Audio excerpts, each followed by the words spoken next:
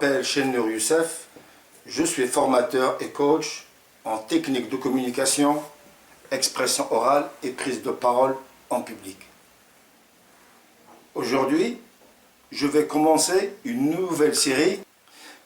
Cette nouvelle série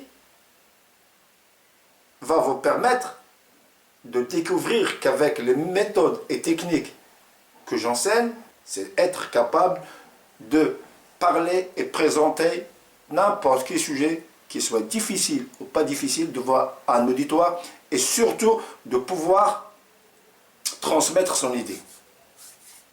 Ces prochaines vidéos vont tout simplement traiter de différents sujets, que ce soit d'ordre économique, social, psychologique, politique ou tout autre.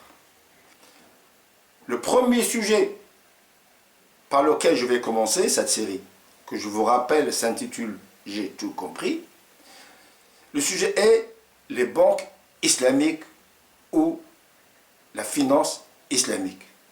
Alors, tout d'abord, je vais donner un bref historique sur les banques islamiques.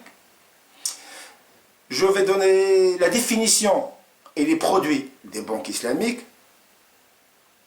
Je vais aussi vous parler de la finance islamique au Maroc.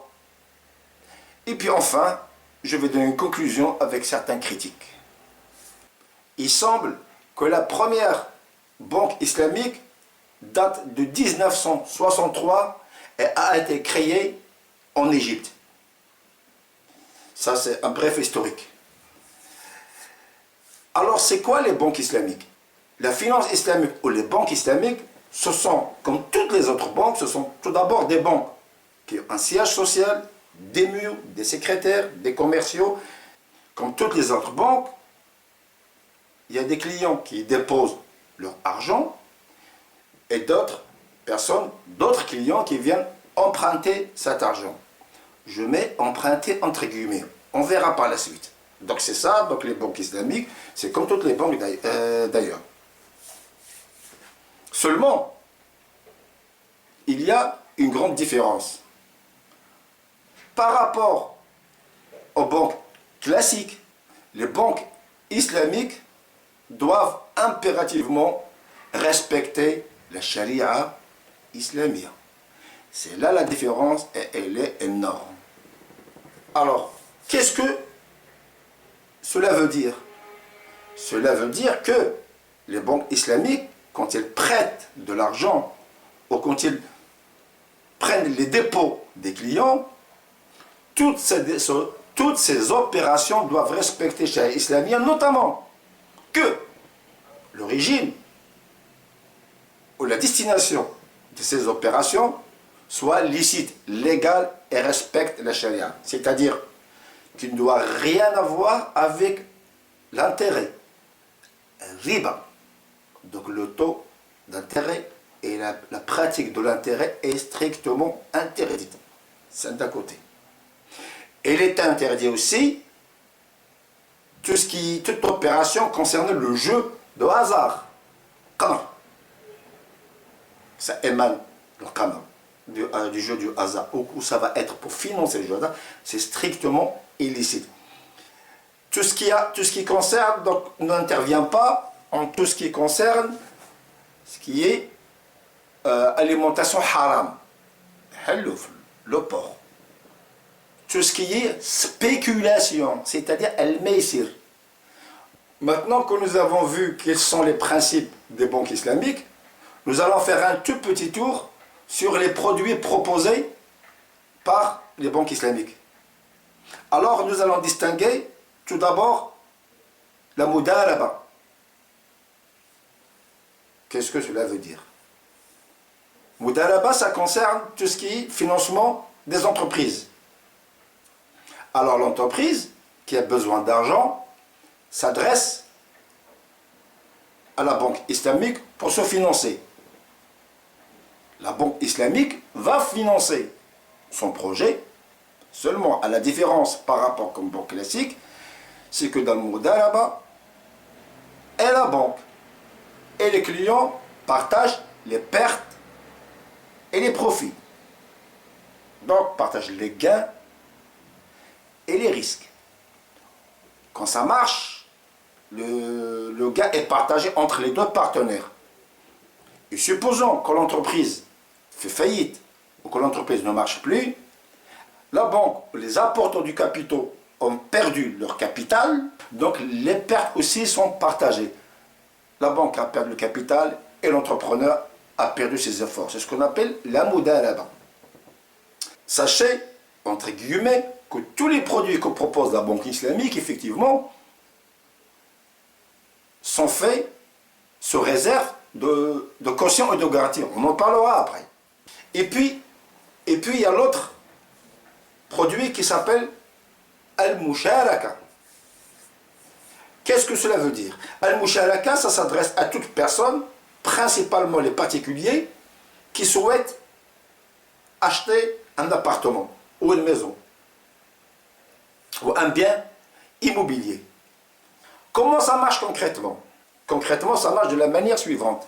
C'est-à-dire la banque islamique va, elle, acheter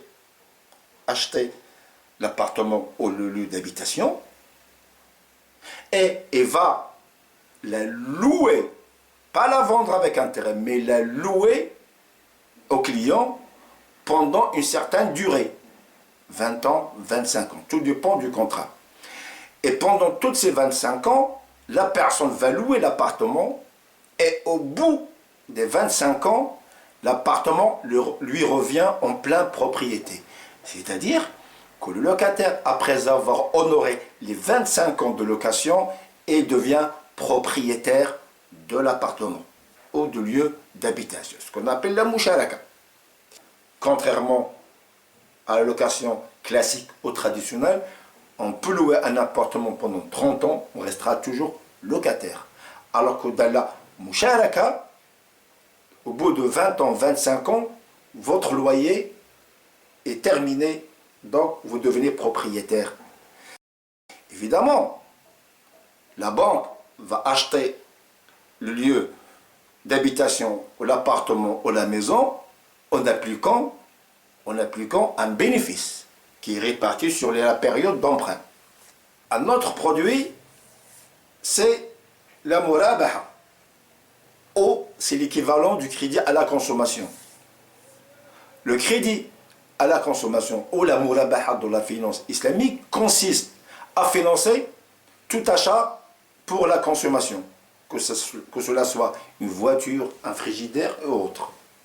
Le principe reste toujours le même, c'est-à-dire que la banque islamique va financer entièrement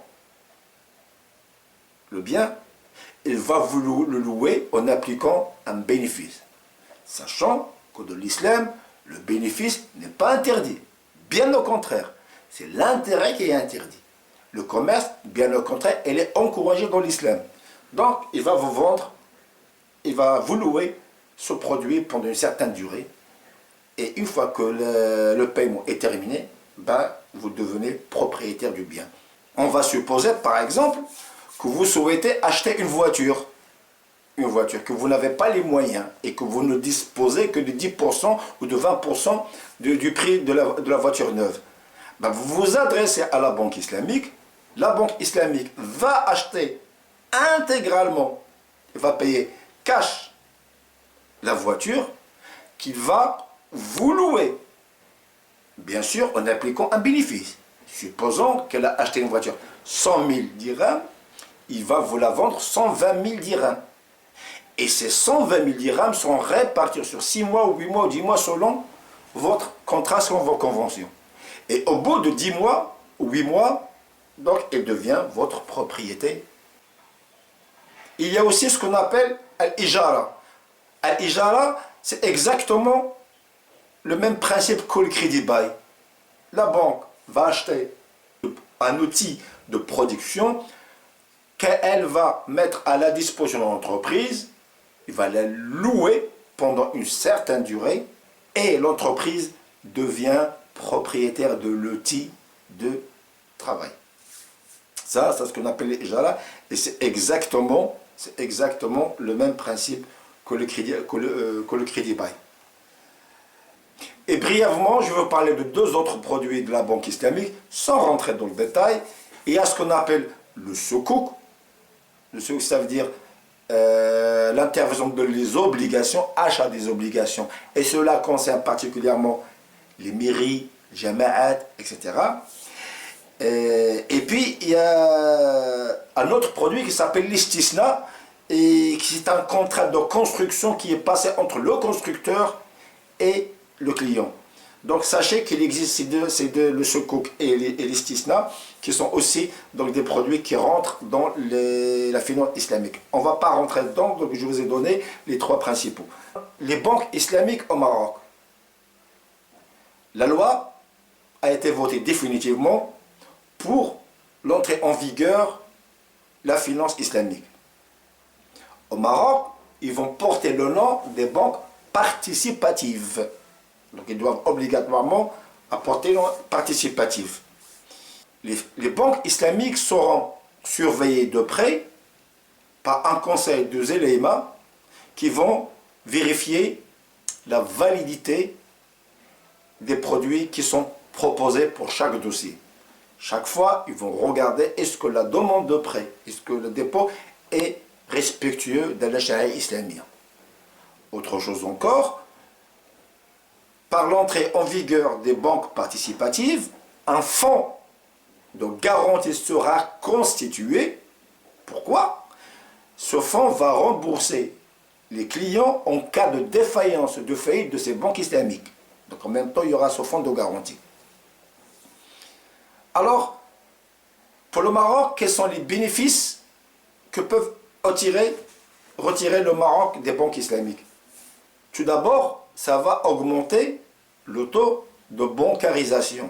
C'est-à-dire que de plus en plus, les gens vont déposer leurs fonds dans les banques. Auparavant, il y a des gens qui ne veulent absolument pas déposer leurs fonds dans les banques classiques à cause justement de la riba. Donc ça, c'est le premier avantage. C'est qu'il va mettre en circulation dans la consommation des fonds et de l'argent. Le Maroc espère la création de 30 000 emplois par l'installation des banques participatives.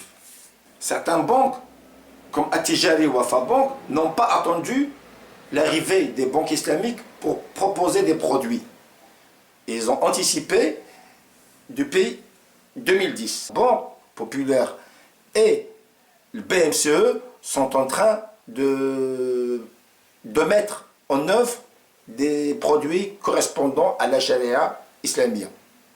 Sachez que entre les banques classiques et leurs filiales de la banque islamique, il n'y aura pas de lien financier, ne seront pas financés directement par les banques mères. Donc ça, c'est la première des règles, c'est qu'ils ne doivent pas être financés par les maisons mères, pour qu'on respecte toujours la charia islamique. Le Maroc aussi espère avoir un actif financier qui va entrer dans l'économie marocaine, qui s'élève à peu près à 6,2 milliards d'euros. Donc nous avons vu un peu l'historique des banques islamiques, les différents produits qu'ils proposent et les banques participatives au Maroc. Alors pour conclure, on va essayer de prendre un certain recul, comme ça a été fait par plusieurs auteurs. Certes, les banques islamiques, elles ont leurs points positifs dans l'économie marocaine. Seulement, il y a certaines critiques. Lesquelles? La première des critiques, qui revient très très souvent, c'est que les prêts qu'accordent les finances islamiques ne sont que, je répète, ne sont que des taux d'intérêt déguisés. Ça, c'est la première critique qui revient toujours à l'esprit. C'est d'un côté.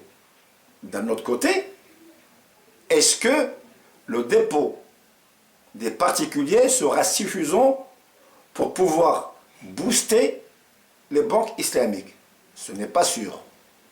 Dans ce cas-là, et comme ça se passe dans les autres pays, les banques islamiques se financent elles-mêmes dans les banques centrales. Et ces banques centrales prêtent de l'argent avec intérêt. Là, il y a un problème. Donc, ce sont deux critiques, les principales critiques qu'on peut donner donc à la finance islamique. Voilà. Sur ce, j'espère que vous avez compris le sujet et que si vous avez des questions, des critiques, des observations, n'hésitez pas à me contacter par mail ou par téléphone. J'espère que ce sujet vous a été utile et que vous avez compris la totalité de contenu. C'est mon objectif et c'est l'objectif de la formation que je fais dans les techniques de communication et la prise de parole en public, c'est-à-dire pouvoir parler d'un sujet d'une manière simple et transmettre le message à l'auditoire. Alors, d'ici là-bas, je dis au revoir, à la prochaine, salut!